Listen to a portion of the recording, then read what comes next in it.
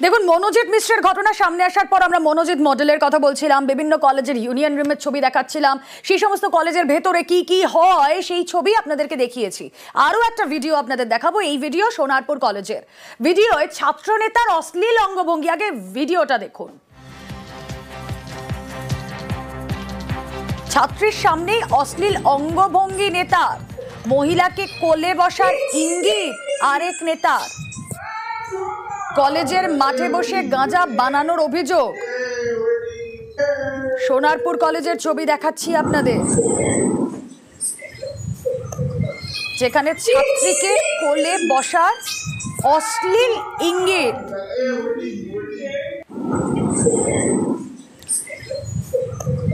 পায়ের ওপর হাত দিয়ে নির্দেশ, ছাত্রীকে কোলে বসার নির্দেশ, কলেজের মাঠে বসে গাঁজা খাওয়া, সবই হয়। ইউনিয়ন রুমে বহিরাগত নেতাদের আনাগোনা। ভিডিও প্রকাশ দক্ষিণ 24 পরগনা জেলা সিপিআইএম এ। সোনারপুর কলেজের ছবি দেখছেন। ভিডিওয়ে ছাত্রনেতার অশ্লীল অঙ্গভঙ্গি।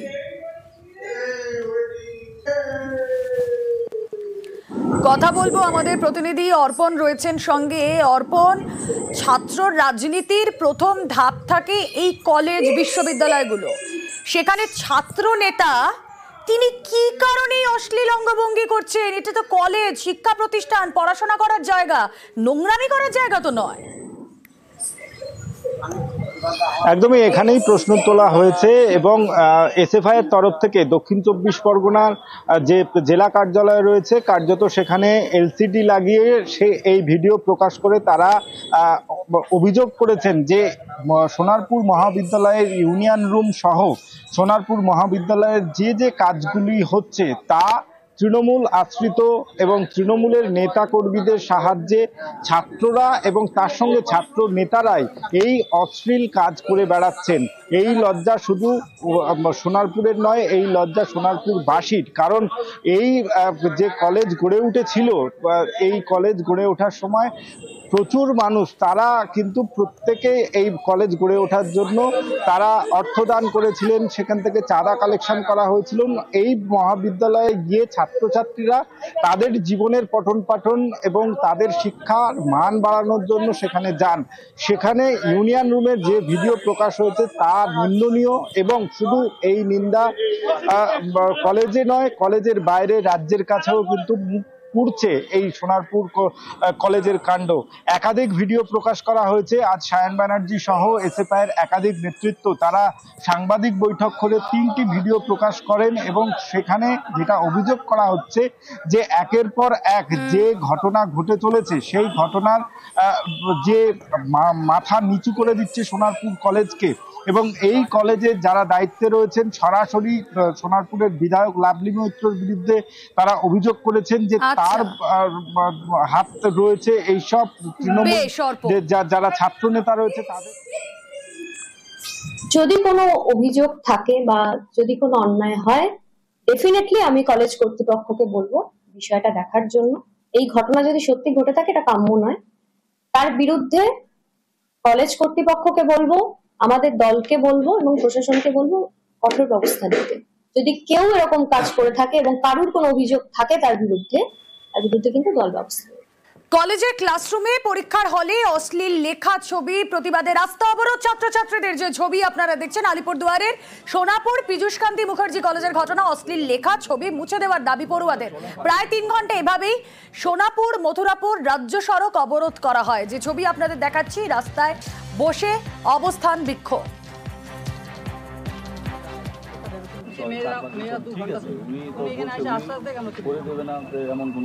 কলেজে একটা রুমের দেওয়ালে কিছু অশ্লীল ভাষা লেখা, ওটা দেখতে আমাদেরও খারাপ লাগে। প্রিন্সিপালকে বিগত 3 দিন থেকে বলা হয় স্যার এটা আপনি কিছু করুন, কিন্তু স্যার কিছু বলেনি। এই জন্য আমরা পদব্রতে বসছি। আমরা চাচ্ছি প্রিন্সিপাল স্যার বের হয়ে আমাদের বলুক যে না ওটা মোছা হবে, বিগত টাইম লাগবে, আমাদের কাছ থেকে টাইম নিয়ে বলুক। এটাও যদি না পারেন যে আমাদেরকে বলুক যে আমরা নিজেরাই করব।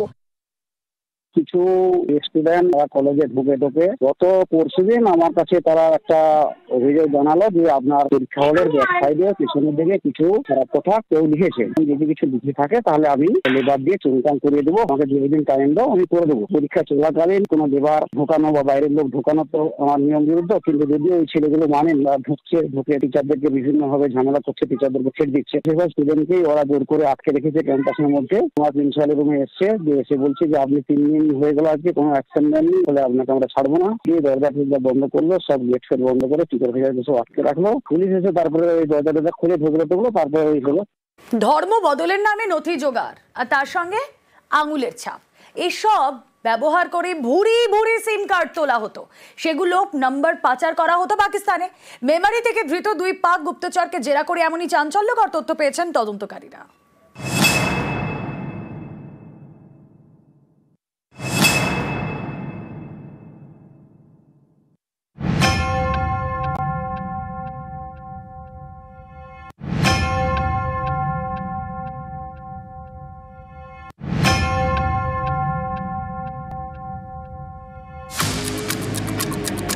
ভারতে থেকে পাকিস্তানের চর, রাজ্য পুলিশের এসটিএফ এর জালে 2 ঘোর শত্রু বিভীষণ, রাকেশ গুপ্তা এবং মুকেশ রজক।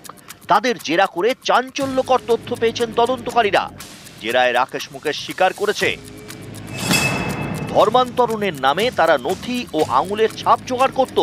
পূর্ব বর্ধমানের মেমারির প্রান্তিক এলাকার আদিবাসীরাই ছিল তাদের টার্গেট। ধর্ম বদলে রাজি করিয়ে তাদের থেকে আধার কার্ড এবং আঙুলের ছাপ নেওয়া হতো। এই নথিগুলো দিয়ে তোলা হতো মোবাইল ফোনের সিম কার্ড, সেই নম্বর পাচার করা হতো পাকিস্তানে। এই সব নম্বর ব্যবহার করে পাকিস্তানে খোলা হতো হোয়াটসঅ্যাপ। এক এক সিমের জন্য 18 থেকে 20 হাজার টাকা করে দেয়া হতো পাক গুপ্তচর রাকেশ মুকেশকে। বছর 5 আগে মেমারির দিঘির পাড়ে ঘর ভাড়া নেয় রাকেশ। কয়েকদিন পরে এই ঘরে রাকেশের সঙ্গে থাকতে শুরু করে মুকেশও। এই সেই ভাড়া বাড়ি, এখানেই থাকতো রাকেশ মুকেশ। ধর্ম বদল করতে যাদের রাজি করাতো তাদের নিয়ে এই ভাড়া বাড়ির ঘরে প্রার্থনা সভা বসাতো রাকেশ মুকেশ।